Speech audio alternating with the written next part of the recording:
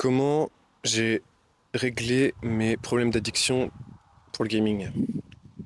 Alors, comme d'hab sur cette chaîne, cette vidéo elle est inspirée de la précédente, donc je vous invite à aller la voir. Mais en gros, depuis mon adolescence, j'ai toujours été addict au gaming. J'ai toujours énormément joué aux jeux vidéo et c'était clairement un problème. Je faisais que ça. J'avais aucun objectif de vie pendant longtemps et juste ça me tirait vers le bas en fait. Et ça a arrêté mon développement et, euh, et voilà, j'ai clairement perdu du temps de vie et du temps qui est précieux. Euh, Ça fait un paquet d'années maintenant que j'arrive à vivre normalement, à avoir des vrais objectifs, pardon, ce genre de choses. Et du coup, j'ai donné mes quelques conseils sur comment essayer de se dépatouiller de tout ça et comment régler ce genre d'addiction. Je pense que le plus important déjà, faut qu'il y ait une sorte de déclic. Faut que vous vous rendiez compte clairement que ce genre d'addiction, juste, ça vous fait devenir une moins bonne personne. Même si ça pourrait sembler anodin, mais vraiment, si vous passez votre temps à jouer aux jeux vidéo, clairement, c'est un problème en fait.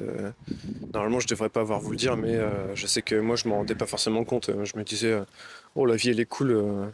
Je vais en cours, je rentre, je joue aux jeux vidéo, je joue toute la nuit. Et de temps en temps, je mange, et puis voilà, après, je retourne en cours, et ainsi de suite, quoi.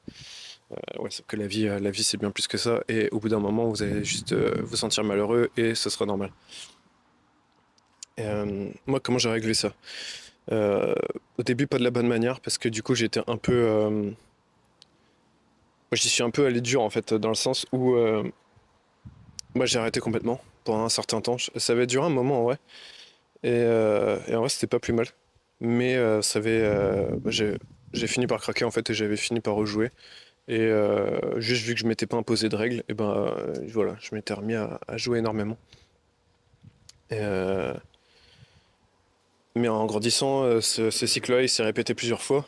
Et juste, maintenant, là, ça fait quelques temps où, en gros, j'ai des règles simples. Où maintenant, je m'interdis de jouer plus d'un certain temps à chaque fois que je joue. Et j'essaye au mieux de pas jouer plusieurs fois sur plusieurs jours d'affilée.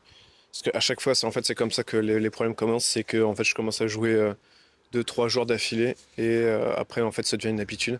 Et bon, allez voir ma vidéo sur les habitudes. Mais du coup, c'est à partir de là que ça part en couille, quoi. Et du coup, voilà. Moi, je me suis imposé ce genre de règles où en mode, j'essaie de pas jouer plus de 2 jours d'affilée.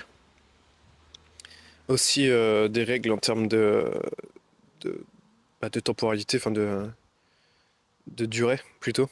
J'essaie de pas jouer d'un certain temps. J'essaie de pas jouer plus de 2 heures. En fait, ça dépend un peu des jeux aussi.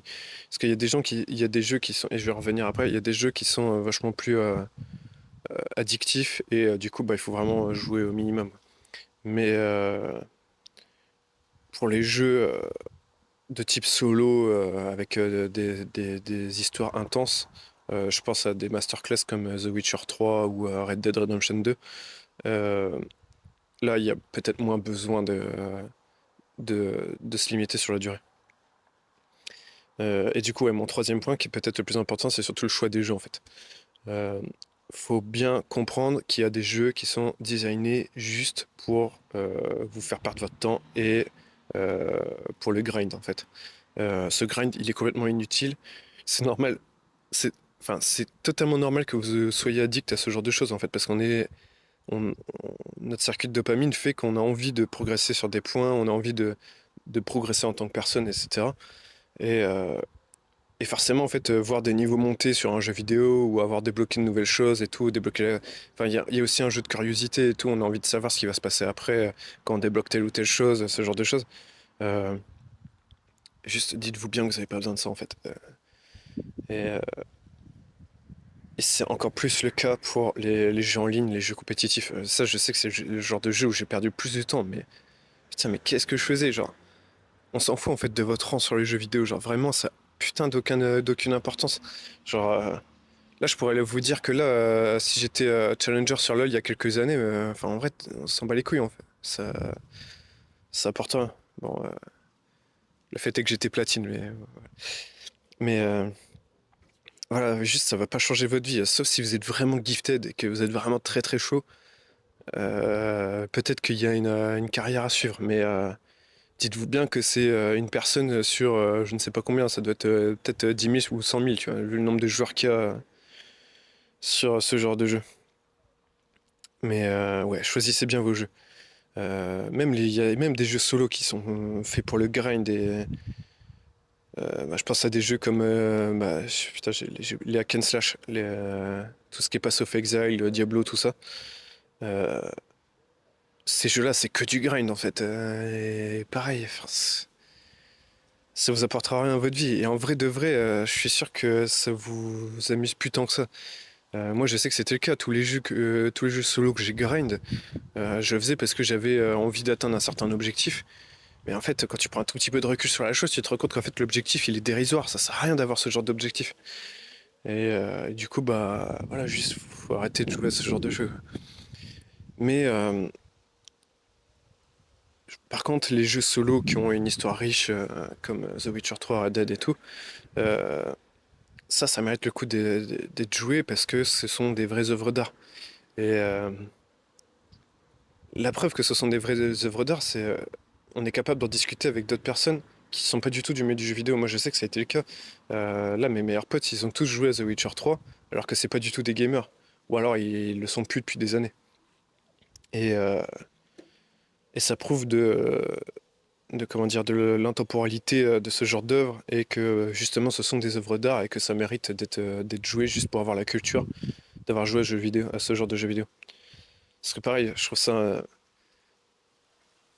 un peu dommage d'être gamer et de pas avoir joué aux vraies pépites du milieu, quoi. Genre, j'ai passé je sais pas combien d'heures sur des jeux en ligne type CS, LoL, tout ça. Si j'avais joué à des cyberpunk, ce genre de choses à la place, ça aurait été carrément mieux, quoi. Bon voilà, là je sais pas trop vers où je pars, mais voilà, c'était mes quelques petits conseils. Si jamais vous êtes encore addict aux jeux vidéo, comment essayer de s'en sortir. Et voilà. N'hésitez pas à mettre des commentaires. Je réponds à tous les commentaires, que ce soit positifs ou négatifs. Bon, du moins j'essaye. Du moment qu'ils sont intéressants, on va dire. Et puis ouais, n'hésitez pas à me contacter sur Instagram si vous avez des questions, si vous avez besoin d'aide ou quoi que ce soit. Je vois que vous êtes beaucoup à le faire alors que je ne l'avais pas précisé sur les dernières vidéos. Donc en vrai, n'hésitez pas. Et ouais, voilà, si la vidéo vous a plu, un like, ça fait toujours plaisir. Et puis voilà, puis regardez, j'ai mis des liens dans la description. Il y a un Ko-fi si vous voulez me soutenir. Mais voilà, c'est pas une obligation, faites ce que vous voulez. Moi, je veux juste vous aider. Allez, salut à tous.